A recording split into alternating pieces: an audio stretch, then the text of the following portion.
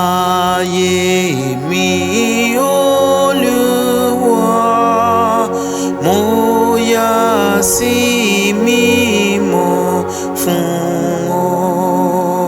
Gba gbogbo àkókò mi, kí wọ́n kún fún ìyìn rẹ, kí wọ́n kún fún ìyìn rẹ.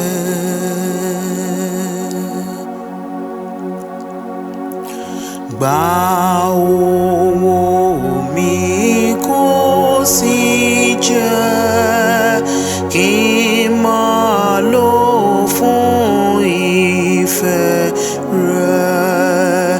Gba ẹsẹ̀ mi kó sì jẹ́ kí wọ́n máa sáré fún ọ, kí wọ́n máa sáré fún ọ.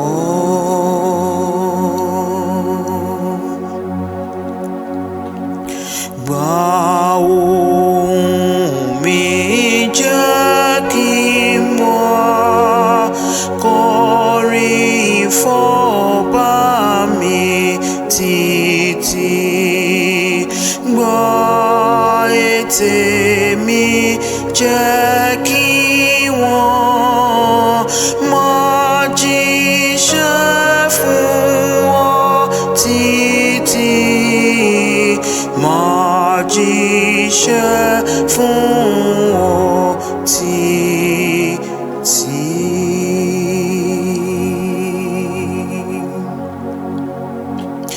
Gba wúrà fàdákà mi, ọkàn mi kí ó dá dúró.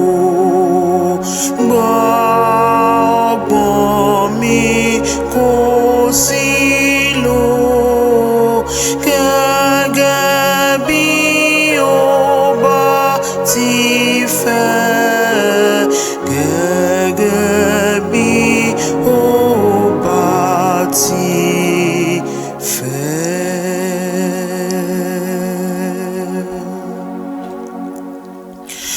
Gbàfẹ́ mi fi ṣe tìrẹ, kí ó tún jẹ́ tèmi mọ́. Gbọ́kàn mi tìrẹ ní ṣe, máa gùn wọ́n níbẹ̀ títí, máa gùn wọ́n níbẹ̀ títí.